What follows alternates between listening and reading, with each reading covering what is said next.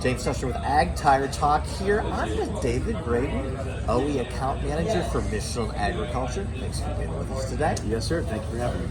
Today we're going to talk about load inflation chart and why it's important to the producer. So why do people need to be aware of and know how to read a load inflation chart? Load inflation chart is very important. All right, it basically tells us exactly what to set our air pressures at for a given load. Safely. Right? Okay. So you could put too much air pressure in it. You've got increased slip and all that, or you can optimize the tire and the investment that you have and go by the manufacturer's recommended inflation per load.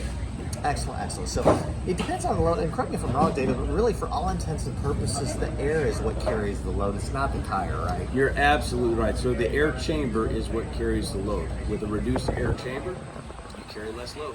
Amen, amen. Okay, so let's get down to the detail, but before we do, let's talk about a popular fitment. So really a super popular tractor would be a mechanical front wheel drive, right? Yes, Dual setup, 480, 80, 50 rears with front 380, 38s or 420, 85, 34s. But let's just focus on the rear axle for the moment, a 480, 80R50. So, on specs, a typical 24-row planter when folded up, would you say it's about 30,000 pounds of axle weight? I would say so. Okay.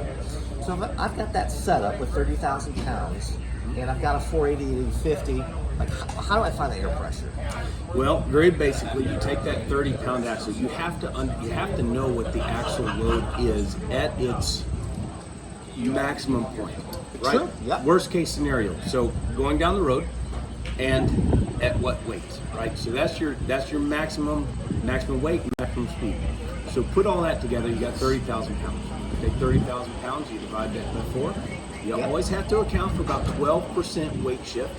Okay, so you add that into there, do your math on it, and you eventually come to, and we've circled it here, you come to right around 7,500 pounds.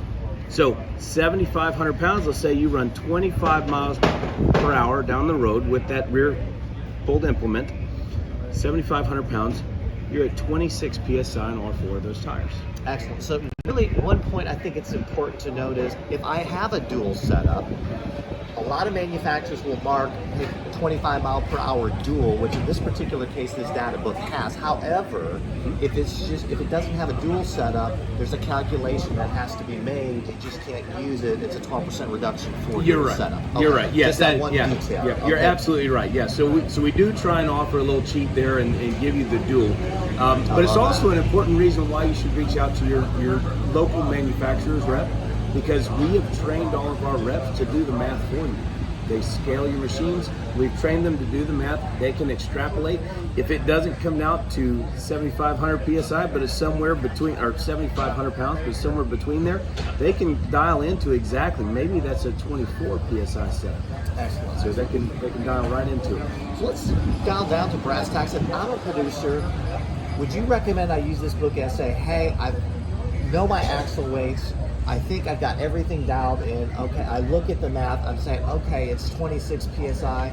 So just to get an approximation, that after I go through all that, then I can contact my rep to be sure it's right. Absolutely. Would you do that? Yes, sir. All right, very good.